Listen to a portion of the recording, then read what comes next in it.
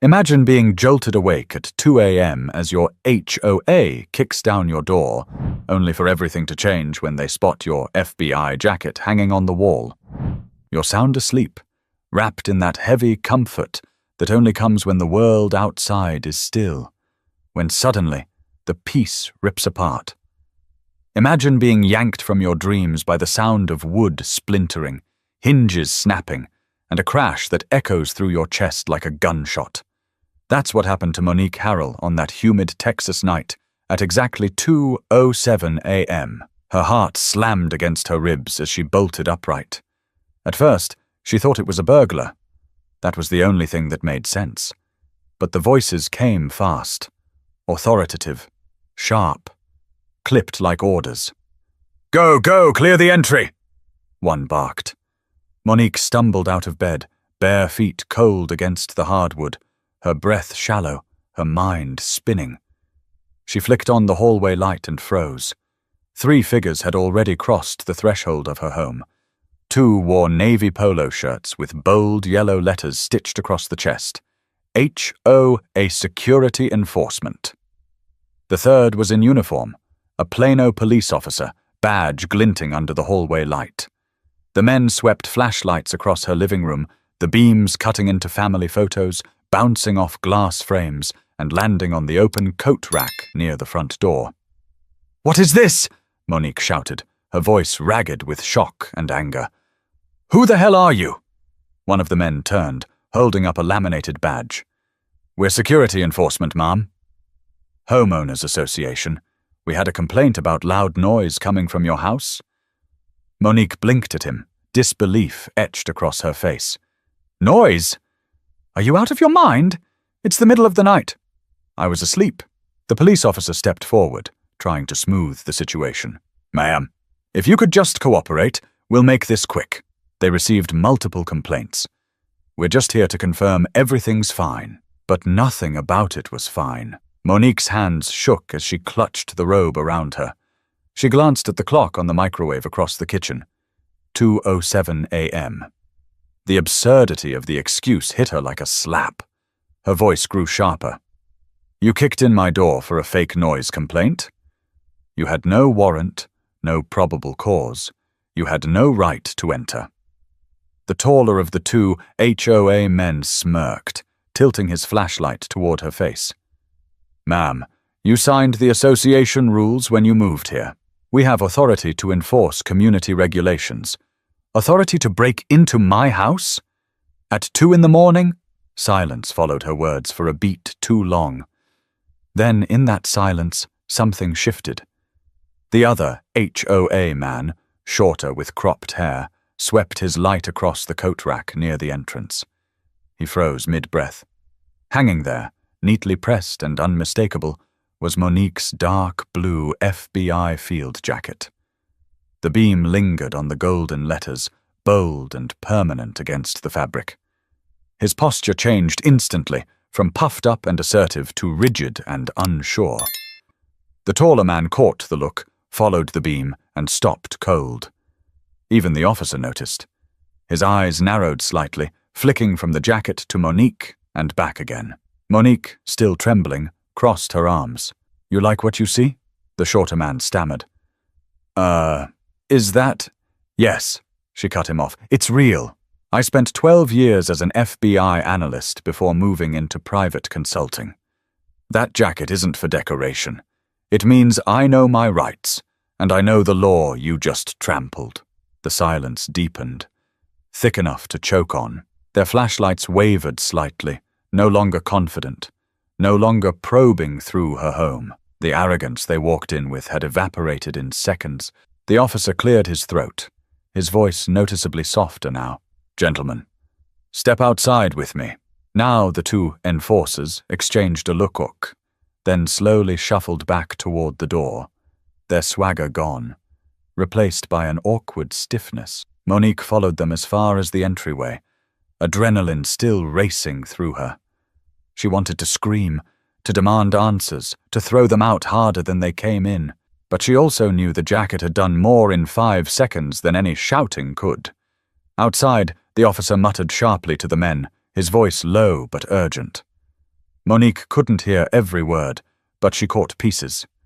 No grounds, unlawful entry, liability, big problem. Her doorframe splintered around the lock, pieces of wood scattered across the floor.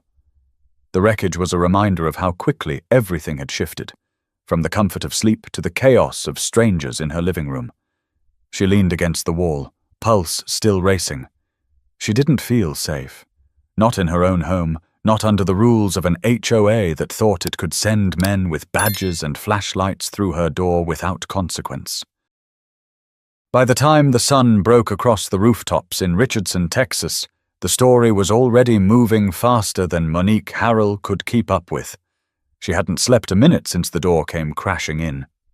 Her front entrance was patched with duct tape and a temporary board she'd nailed across it at 4 in the morning. Every time she walked past the wreckage, her stomach tightened all over again. But the real storm wasn't inside her house.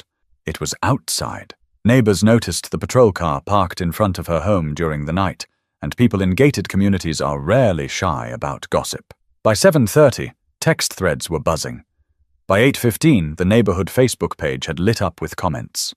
Why did cops storm Monique's place last night? Anybody know what happened? She's always quiet. Never seen anything out of line from her. HOA's saying it was a noise disturbance. Doesn't add up. Monique sat at her dining table scrolling through the thread, her coffee untouched, the bitterness rising in her chest, not from the cup, but from the words people were flinging back and forth. Then she saw one that made her grip her phone tighter. Well, if she really worked for the FBI like some folks claim, maybe she was hiding something. Why else would the HOA need to step in? Her jaw clenched. She didn't like seeing her name dragged through half-truths and speculation, but she wasn't surprised. She knew how quickly stories spun out of control, especially when a black woman stood in the middle of them. The knock at the door nearly made her spill the coffee she hadn't touched. She walked carefully, peering through the blinds before opening it. Standing on her porch was Howard McKinney, a retired engineer who'd lived across the street for 20 years.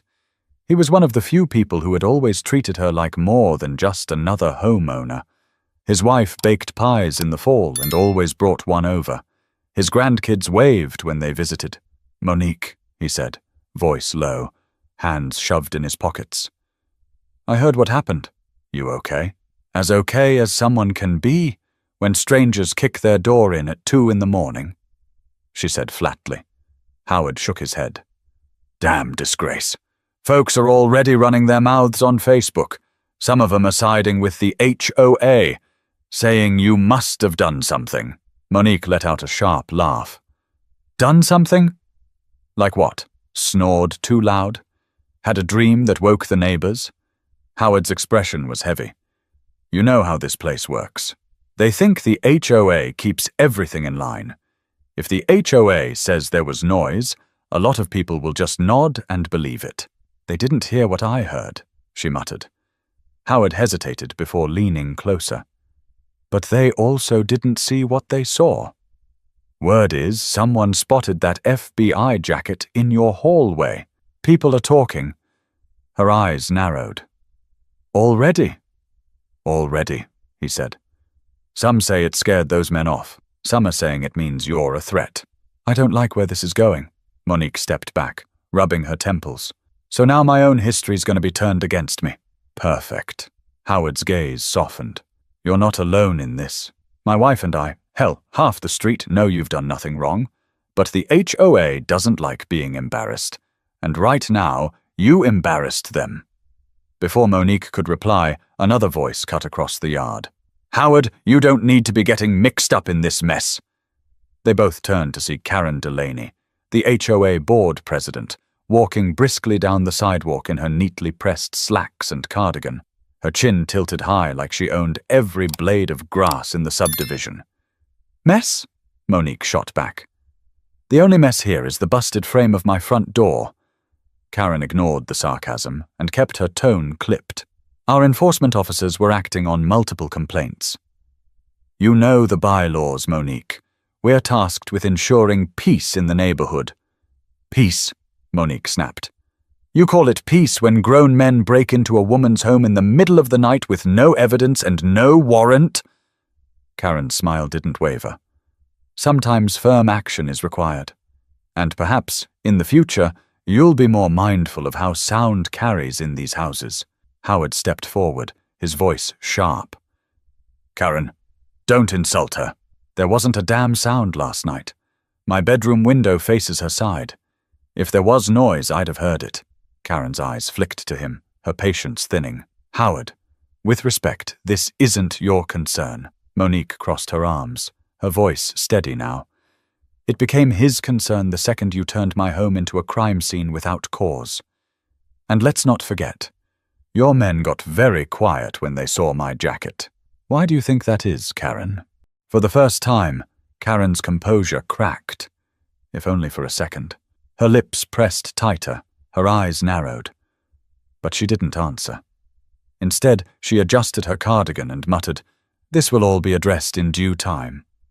Then she turned and walked away, her heels clicking against the pavement. Howard exhaled slowly. That woman's playing a dangerous game. Monique looked at him, her jaw set. So am I. But I'm not the one who kicked in a door. I'm not the one who needs to start explaining myself. But as the morning stretched on, Monique realized the fight wasn't going to be with broken wood or silent flashlights.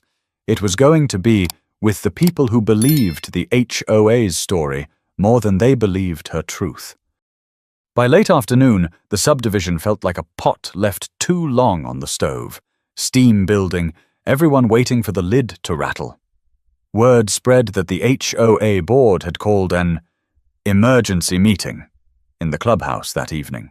Monique didn't plan to go at first. She figured they would use it to paint her as the problem and sweep their men's behavior under the rug. But Howard came by again, his expression firm, his voice carrying the kind of weight that comes from years of seeing how power works in tight-knit communities. You can't let them control the story, Monique, he said. If you don't show up, they'll run wild with their version of things, and then it sticks. People believe what they hear first. She stared at the boarded-up door behind him, the wood splintered where the lock used to be. Fine, she muttered. Let's go hear their lies. When she walked into the clubhouse, heads turned. Conversations hushed.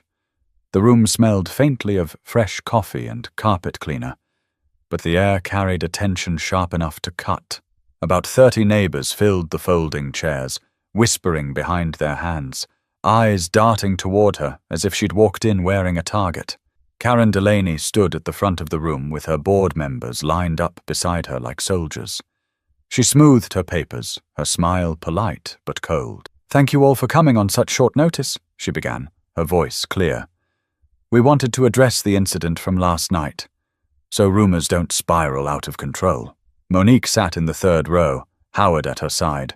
She folded her arms, refusing to look away from Karen. "As many of you know," Karen continued, "we received multiple complaints about excessive noise after midnight from Ms. Harrell's residence. Our enforcement officers responded, accompanied by local police, and the situation was handled swiftly. Unfortunately, there was some property damage, which we regret. But our priority is always the safety and peace of this community." A hand shot up from the back. It was Angela Ruiz, a nurse who lived 2 houses down. Her voice carried across the room, cutting clean through the staged politeness. "Karen, with all due respect, I was awake last night. I was on a night shift call, came home around 1. There was no noise. None. My window was open. I would have heard it." Murmurs rippled through the chairs. Karen's smile flickered but held. "Well, Angela, perhaps you didn't catch it." Several others confirmed the disturbance. "Names?" Angela pressed. Karen cleared her throat. "We don't share complainant names for confidentiality reasons, but I assure you it wasn't fabricated." That's when Monique rose slowly, all eyes shifting to her. She didn't raise her voice, but every syllable was deliberate. "You want to talk about confidentiality? Let's talk about accountability. Your men didn't knock. They didn't call. They broke into my home like criminals. And when they saw something on my wall they didn't expect, suddenly the noise disappeared, didn't it? Gasps broke out across the room. Karen stiffened, clutching her papers tighter. What are you referring to, Ms. Harrell? Monique let a small, sharp smile tug at her lips. You know exactly what I'm referring to. My FBI field jacket, the one hanging by the door you destroyed. Your so-called enforcers saw it, and their whole act collapsed in seconds. Ask the officer who was there. He pulled them outside and scolded them like kids who got caught stealing. The whispers grew louder now. People leaned toward each other, heads shaking, eyes widening. Karen tried to regain control.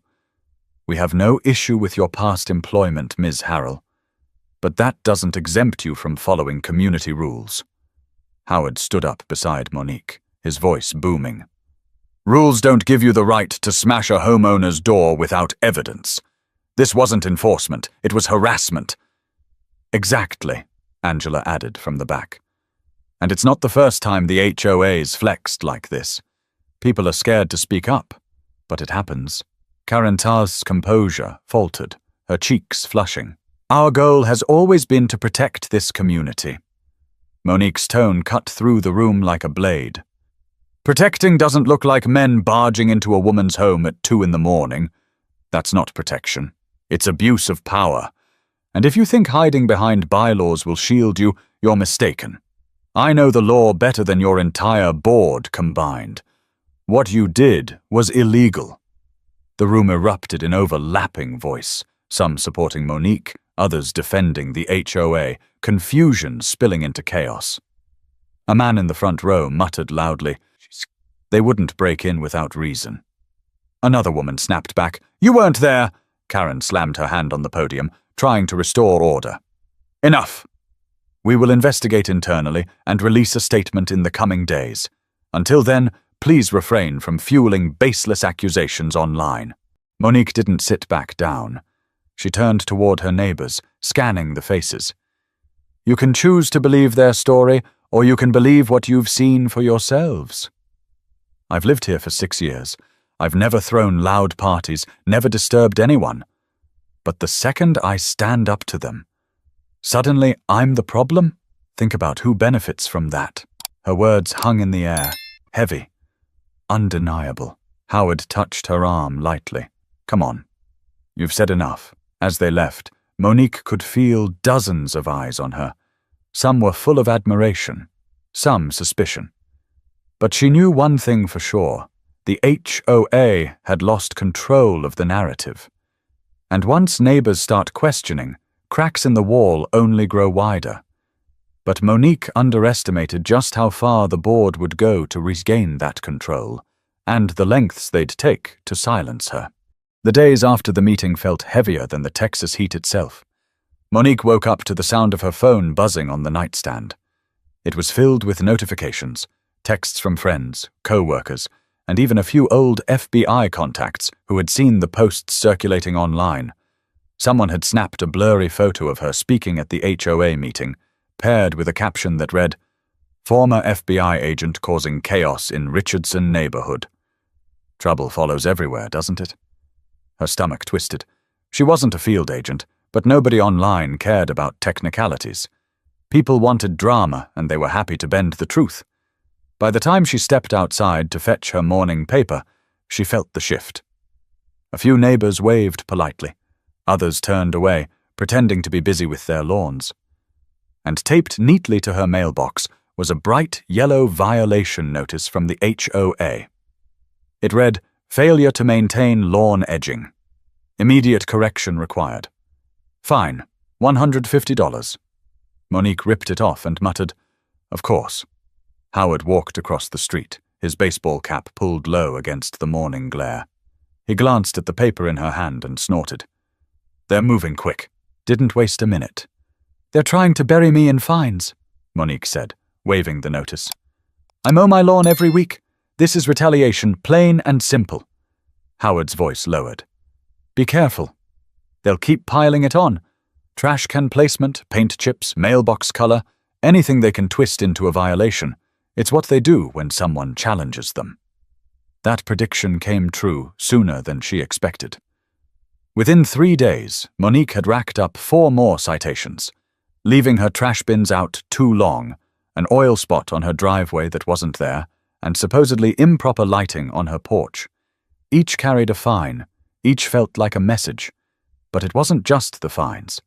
It was the stares, the half-heard whispers at the grocery store, the email from a neighbor suggesting she apologize and keep the peace. She sat at her dining table late one evening, paperwork spread out in front of her, when her phone buzzed again. This time it was an unknown number. "You don't belong here," the voice said. Male, low, deliberate. Then silence. Her hand shook as she set the phone down. She'd faced threats before in her career, but this was different. This was her home, her sanctuary. The next morning, she decided she wasn't going to take it lying down. She marched into the HOA office, violation notices clutched in her hand. Inside, Karen Delaney sat behind her desk, calm as ever, sipping tea. "Karen," Monique said sharply, slapping the stack onto the desk. "We both know these are bogus. You think you can fine me into silence?" "Think again." Karen raised an eyebrow, unbothered. "Ms. Harrell, our enforcement is consistent with community standards. If you feel they're unfair, you're welcome to appeal at the next board hearing." Monique leaned closer. "I'll do more than appeal. I'll bring in legal counsel. I'll file a complaint with the police, with the state attorney's office. And if I have to, I'll drag this whole charade into court. You want to test me?" For the first time, Karen's smile faltered.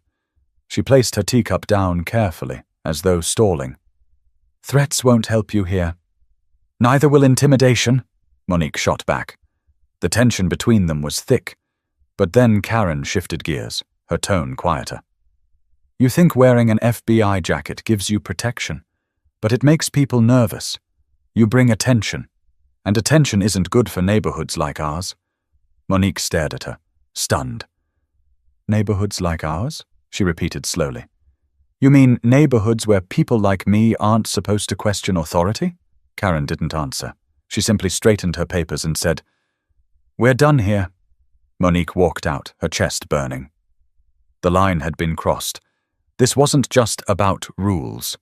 This was about silencing her, controlling her, maybe even pushing her out altogether. That night, she sat with Howard and Angela at her kitchen table, her house still scarred from the broken door. "They're not going to stop," Angela said softly. "The more you push back, the more they'll come after you." Monique rubbed her temples. "So what, I just roll over? Pay their fines? Pretend nothing happened?" Howard shook his head. "No, you fight. But you fight smart. Paper trails, witnesses, call in your contacts. If they want to play dirty, you make sure every move they make leaves a record. And when the time comes, you hit them with everything you've got." Monique looked at both of them, her voice steady now. "Then that's what I'll do." They broke into the wrong woman's house, but she didn't realize that the HOA had allies outside the neighborhood too, and soon the fight was going to spill far beyond her subdivision's gates. The fight stopped being local almost overnight. It started with a single post from a neighborhood resident on Twitter, grainy footage from the HOA meeting. Monique standing in the third row, her voice clear as she said, "What you did was illegal." The clip hit the right algorithm, then news blogs picked it up. By the weekend, headlines were circulating. Texas HOA accused of breaking into black woman's home over noise complaint. Former FBI analyst challenges HOA power abuse. Monique's phone wouldn't stop buzzing. Reporters left voicemails, activists reached out, even a few law students offered free help drafting complaints. But with the attention came something darker. Online trolls, anonymous emails telling her to move out before things get worse. When she walked into the grocery store on Sunday afternoon, 2 strangers whispered loud enough for her to hear. That's her, the FBI lady.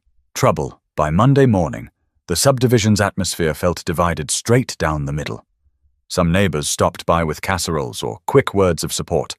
Others crossed the street to avoid her. And parked across from her house, for 3 nights in a row, was a black SUV with tinted windows.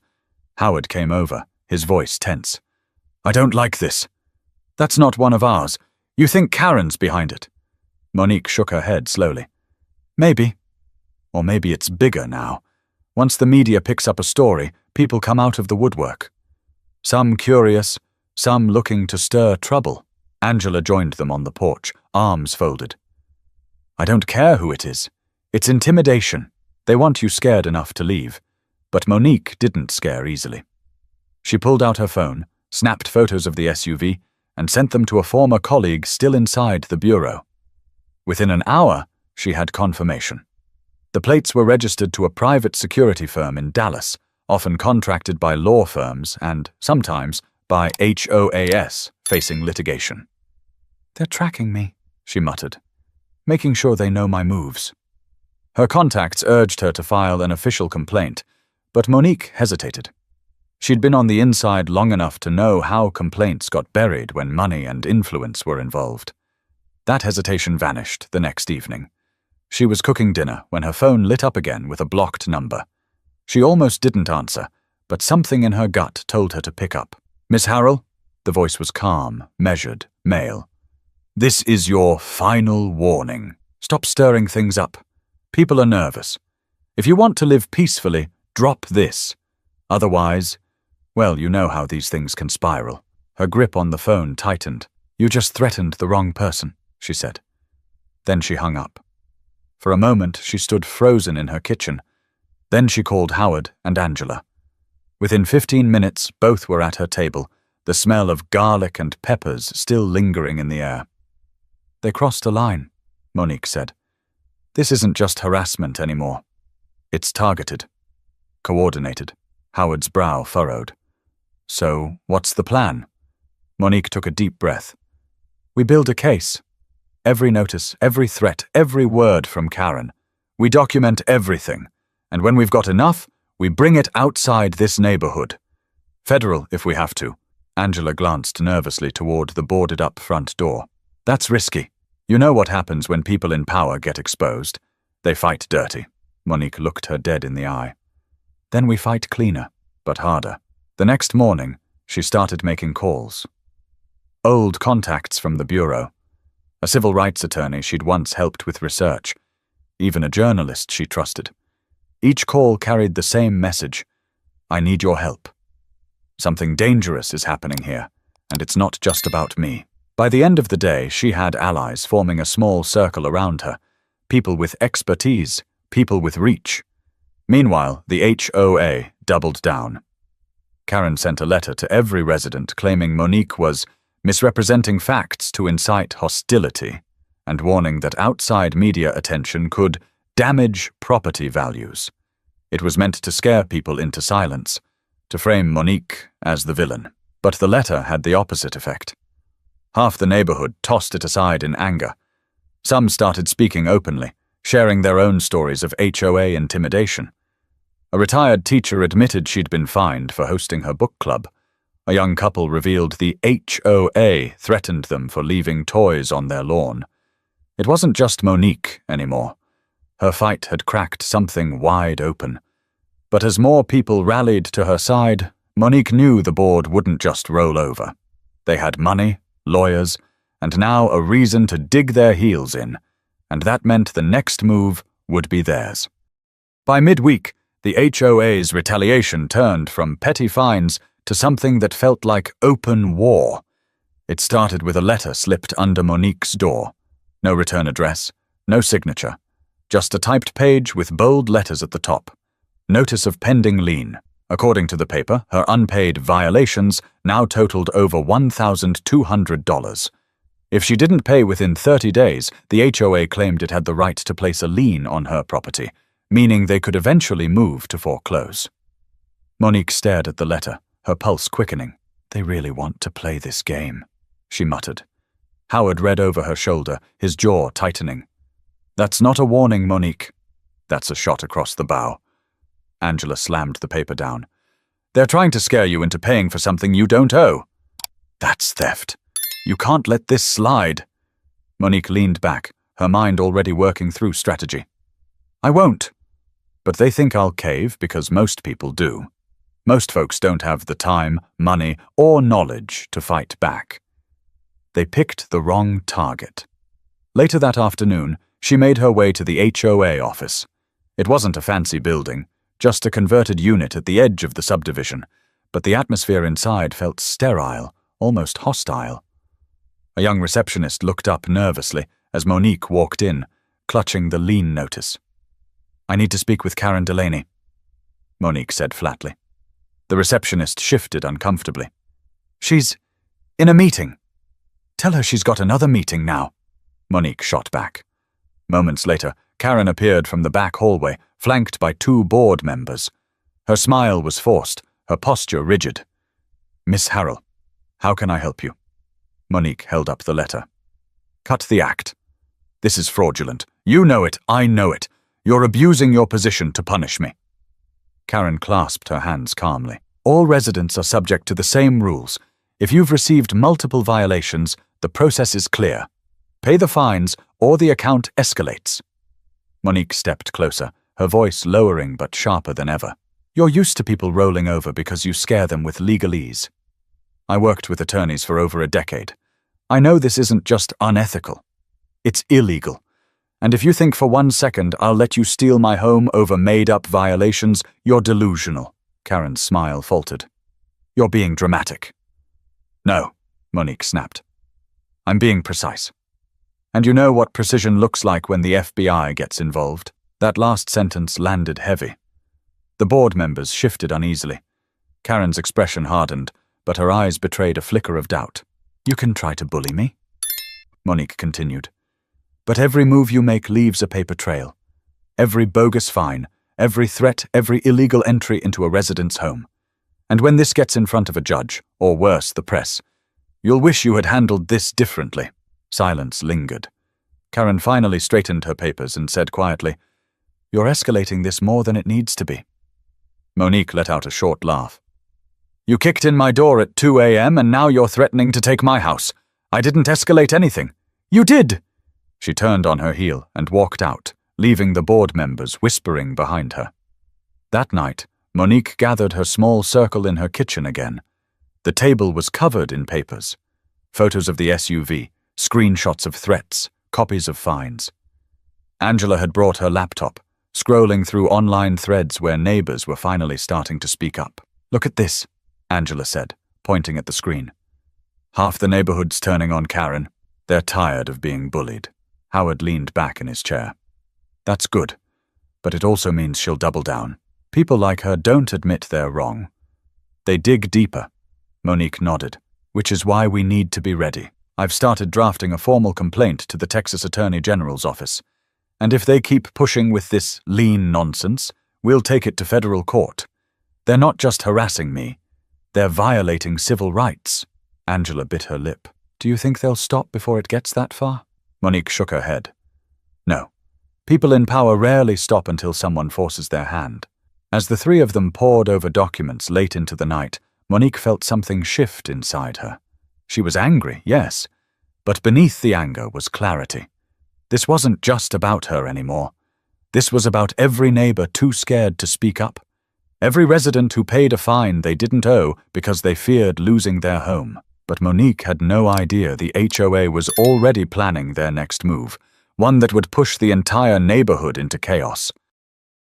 It happened on a Thursday evening, just as the neighborhood was settling in for dinner. Monique had been working through a thick packet of paperwork at her dining table, the TV muted in the background. Howard was on his way over with Chinese takeout, and Angela had promised to swing by later to go over draft letters. Then the pounding started. Not on her front door this time, but on the street outside. She heard it first as a chorus of voices, then car horns, then the unmistakable sound of chanting. Monique hurried to the window, pulling back the curtain just enough to see. A crowd had gathered. Maybe 20, maybe 30 people. Neighbors, some familiar, some not. They held handmade signs, scrawled with thick marker in block letters. "Keep our neighborhood safe." "No outside troublemakers." "Pay your fines or move out." At the center stood Karen Delaney, megaphone in hand, her voice carrying above the crowd. "This is a community built on order," she shouted, "and when one person refuses to respect that order, everyone suffers. We will not allow lawlessness to destroy our neighborhood." Monique's stomach churned. Lawlessness. That's what they were calling her fight. She felt her hands shake, not out of fear, but out of rage. The doorbell rang, startling her. She opened it to find Howard, takeout bags in hand, his face pale with anger. "They're staging a damn protest," he said. "Karen's whipping people up like it's a rally." Behind him, Angela jogged up, out of breath. "Monique, don't go out there." Not now. They're looking for a reaction. But Monique was already stepping onto the porch. She wasn't going to hide. The crowd erupted the second they saw her. Chants turned to jeers. "Pay your dues!" one man shouted. "Stop playing the victim!" a woman yelled. Karen raised the megaphone again. "This is what happens when people think they're above the rules. We can't let her divide us." Monique's voice rang out, strong and clear. No mic needed. "Divide you? I didn't break into anyone's home at 2 a.m. I didn't write fake fines or threaten neighbors. Ask yourselves who's really dividing this community." A hush fell for a moment. Some in the crowd shuffled uncomfortably, but Karen was quick to fill the silence. "She's manipulating you," Karen shouted. "She waves her FBI jacket around like a weapon, but it doesn't change the fact that she's violating the rules you all live by. Do you want someone like that representing your street?" Howard's patience snapped. He stormed off the porch, his voice booming over the chants. "Enough! I've lived here for 20 years and I've never seen this board act with such arrogance. You're not protecting anyone. You're covering your own mistakes." Angela joined in, her voice trembling but loud. "They fined me for leaving my trash cans out once. They threatened to tow my car for parking in front of my own house. This isn't about Monique. It's about control." The crowd split almost instantly. Some residents lowered their signs, clearly shaken. Others dug in, shouting louder, accusing Angela and Howard of exaggerating. Monique stepped forward, her hands steady now. "You can stand here and scream at me, but deep down you know the truth. They broke into my house without cause. And if they can do it to me, they can do it to you. Today it's my door. Tomorrow, it's yours." For the first time, Karen looked rattled. She fumbled with the megaphone, her words stumbling. "Don't let her scare you. She's twisting the facts. But the noise drowned her out. The protest was dissolving into arguments, neighbors turning on each other. Voices rose, fingers pointed, a few people stormed off in disgust. Monique's chest rose and fell as she watched the chaos. She hadn't planned to make a speech. She hadn't planned to fight on her porch. But the words had spilled out of her like truth too heavy to keep inside. Howard touched her shoulder. "You just cracked their hold." Angela nodded, though her face was tight with worry. "And that means they'll come after you harder." Later that night, the SUV returned, parked closer than before, its headlights aimed at her house. Monique stared through the blinds, her fists clenched.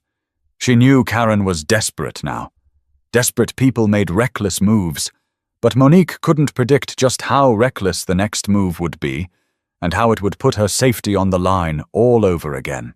The protest might have ended in shouting, but Monique knew the HOA wasn't done. That SUV across the street, the one that seemed to appear and disappear like clockwork, felt more like a warning with every passing day. And on Saturday night, just as she was starting to believe things might calm down, the real escalation came. It was 1:48 in the morning when the sound returned. Not the pounding of fists on her door this time, but the quiet, deliberate creak of metal against wood. Monique's eyes snapped open in the dark. She held her breath, listening. Then came the soft clatter of tools. Someone was trying to pick her lock. She slid out of bed carefully, her bare feet making no sound against the floor. Years of bureau training hadn't left her. Her body moved almost automatically. She grabbed her phone, whispered into the line to 911, and crouched by the hallway, waiting. The door gave way with a faint click. A shadow slipped inside. Monique's voice cut through the dark like a blade. "You just made the biggest mistake of your life." The figure froze. For a long second, the only sound was their breathing. Fast, shallow, panicked.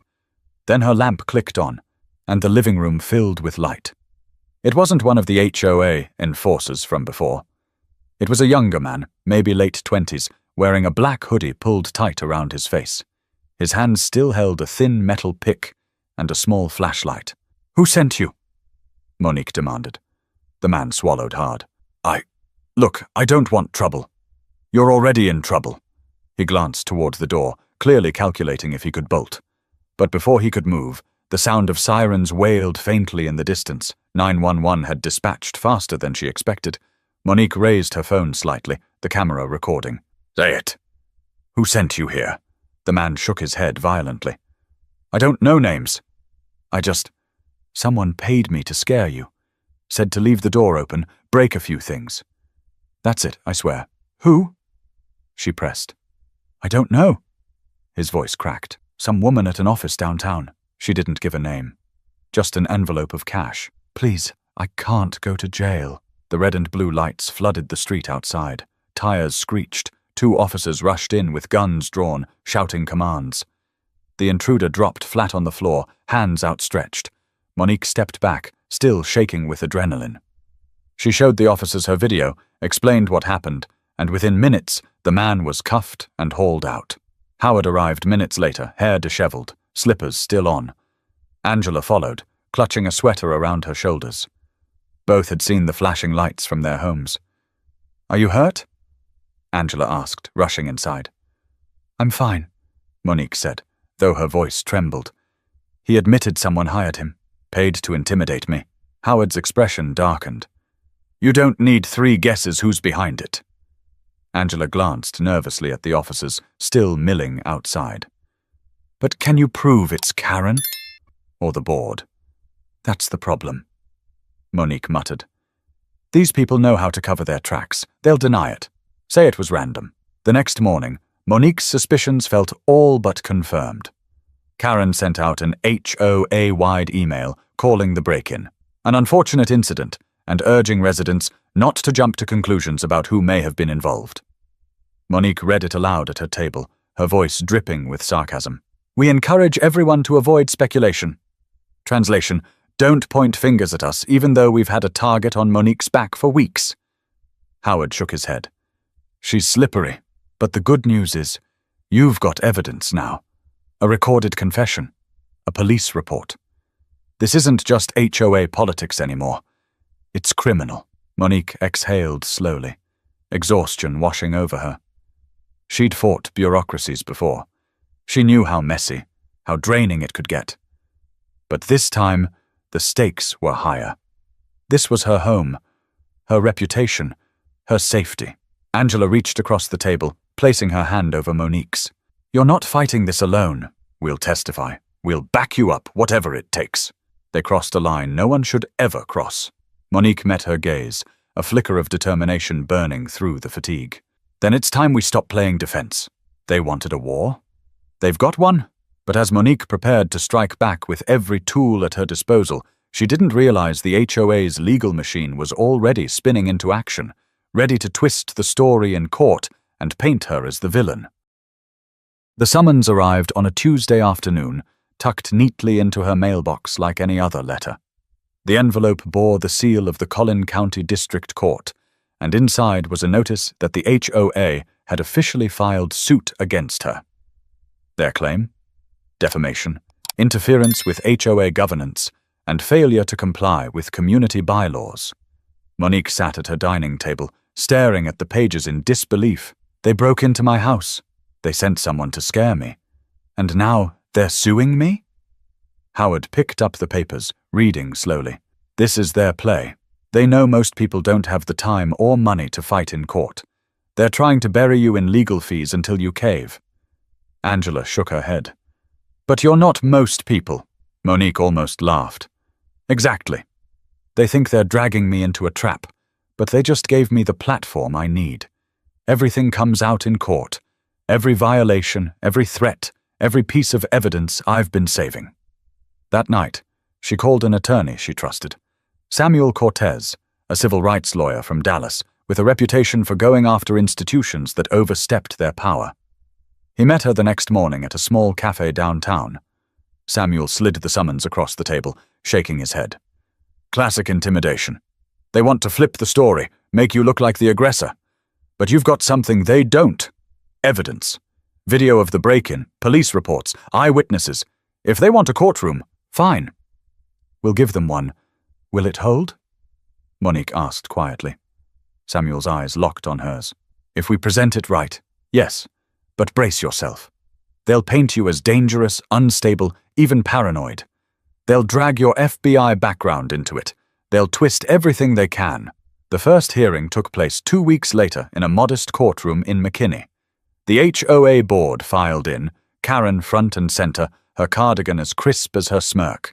Behind them sat their attorney, a polished man in a grey suit who looked like he could argue guilt out of a confession. When Monique walked in with Samuel at her side, a hush swept the benches. Reporters were scattered throughout the room, notebooks ready. Neighbors, too, some supportive, others eager to see a spectacle. The judge, Marilyn Greer, called the session to order. The HOA attorney rose first, his tone smooth, rehearsed. Your Honor, the defendant has engaged in a campaign of defamation against my clients, accusing them publicly of criminal conduct without evidence. Her actions have created division, hostility, and financial harm to the community. Samuel stood calmly, buttoning his jacket. Your Honor, what my colleague neglects to mention is that Ms. Harrell's door was forcibly breached in the middle of the night by so-called security enforcement acting under the HOA's authority. There is police documentation. There is video evidence of a subsequent break-in where the intruder confessed he was paid to intimidate her. If anyone has engaged in unlawful conduct, it's not my client. The HOA attorney scoffed. She wears her FBI jacket like a shield to intimidate neighbors. She's turned a simple noise complaint into a circus. This isn't about safety. It's about her ego. Monique's hands tightened on the table, but Samuel raised a calming hand. Let them speak, he whispered. When the judge turned her attention to Monique, her voice was steady. Ms. Harrell, did you publicly accuse the HOA board of criminal behavior? Yes, Your Honor, Monique said firmly. Because that's what they did, and I have proof, gasps echoed through the courtroom. Karen's face tightened, though she quickly composed herself. The judge leaned back in her chair. We'll review all evidence before determining whether this case proceeds to trial. For now, both parties are instructed to provide full documentation. Outside the courthouse, cameras flashed. Reporters shouted questions. Monique didn't stop to answer, but her words inside the courtroom had already made their way into headlines by evening. HOA battle heats up. Former FBI analyst claims board behind illegal break-in. Back at her house, Monique exhaled heavily. Howard and Angela were waiting on her porch. You handled yourself like a pro, Howard said proudly. Maybe, Monique muttered. But this is just the beginning. They're not going to back down. They'll double their efforts now. Angela's face was grave. And so will we. You're not standing alone in that courtroom. Monique nodded slowly, a spark of determination lighting in her chest again. They wanted a trap, but she was turning it into a stage. But what she didn't know yet was that the HOA's legal team had one last card to play. A witness prepared to twist the truth in a way that could shatter her credibility in front of everyone. The next hearing came faster than Monique expected. The courthouse in McKinney buzzed with the low hum of anticipation. Neighbors filled the benches, reporters lined the back row, cameras waiting outside like vultures. Monique adjusted her blazer, heart steady but sharp. The kind of calm she'd learned during years of briefing FBI teams. Samuel leaned toward her as they sat at the defense table. Remember, they'll try to rattle you. Stay focused. Our job is to show the truth, no matter how loud they shout. Karen and the HOA board filed in on the opposite side, smug and stiff-backed. Their attorney, Mr. Langley, shuffled his papers theatrically before rising to his feet. Your Honor, he said smoothly. The HOA would like to call its first witness, Robert Delaney. The name made Monique's stomach drop. Karen's husband? Robert, a man in his early 50s with a salt-and-pepper beard and a perfectly tailored suit, took the stand.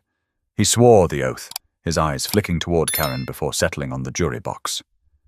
Mr. Delaney, Langley began, can you tell the court about the night of the alleged break-in at Ms. Harrell's residence? Robert nodded gravely. Yes, I was present as part of the HOA oversight team. I personally heard loud music and shouting from Ms. Harrell's home around 1:30 a.m. Multiple neighbors confirmed it. Our security officers responded, as they are authorized to do, and entered only after repeated knocks went unanswered. Gasps rippled through the courtroom. Monique's jaw tightened. He was lying through his teeth. Langley continued. So, to be clear, you witnessed disturbances coming from her property? Yes, Robert said firmly. And when officers entered, they did so to ensure no illegal activity was occurring. Ms. Harrell became aggressive and confrontational. She accused them unfairly. Karen sat in the front row, her expression unreadable, but the faintest trace of a smile tugged at her lips. Samuel stood slowly, buttoning his jacket. Mr. Delaney, just a few questions. You say you personally heard noise from Miss Harrell's home? That's correct. What exactly did you hear? Music, voices, shouting, and yet not a single police report from that night mentions hearing any such noise. In fact, Officer Daniels, the responding officer, noted the house was quiet upon arrival. Were you aware of that? Robert hesitated, his throat tightening. Perhaps the noise stopped by the time the officer arrived. Samuel's eyes narrowed. Convenient timing. Tell me, Mr. Delaney, what's your relationship to HOA President Karen Delaney? She's my wife, Robert said stiffly. So you benefit directly from her decisions, including the one to authorize enforcement that night? Robert shifted uncomfortably. I wouldn't say that. Samuel stepped closer, his voice sharper. Would you also say you have a vested interest in protecting your wife's reputation? That perhaps you're not the most impartial witness? Karen's attorney leapt up. Objection, Your Honor. Argumentative. The judge raised a hand. Sustained. Mr. Cortez, stick to questions. Samuel nodded, then pulled a sheet from his file. Mr. Delaney, can you identify this document? Robert glanced at it, his face paling. It was the HOA's internal report from that night, one Monique's contacts had helped her obtain. Nowhere in it was Robert's name listed as present. You claimed under oath that you were there, Samuel pressed. But your name isn't on this official record. In fact, only 2 enforcers and 1 police officer are listed. So were you lying then, or are you lying now? The room stirred with whispers. Robert's face flushed crimson. I was nearby. I might not have been formally listed, but I know what I heard. Samuel's voice cut through him. Nearby, or not there at all. Karen's attorney rushed to object again, but the damage was done. Robert's credibility had cracked wide open. Monique sat taller, her chest loosening for the first time in weeks. She could see the shift in the room. Neighbors who once doubted her were leaning forward, whispering to each other. The narrative was unraveling. Not hers, but Karen's. When court recessed for lunch, Monique stepped outside into the bright Texas sun. Reporters swarmed, microphones thrust forward. Ms. Harrell, how do you feel about the Delaney's testimony? One shouted. Monique paused, her voice steady. I feel like the truth is finally coming to light. And the truth doesn't need spin. It just needs daylight. Howard clapped her on the shoulder as Angela hugged her tightly. You nailed it in there, Angela whispered. Monique exhaled, though her eyes stayed sharp. 1 witness down, but I know they've got more, and next time they'll be even more desperate. But what Monique didn't yet realize was that Karen's final card wasn't just another witness. It was a smear campaign that would try to destroy her reputation outside the courtroom, where public opinion could hit harder than any gavel.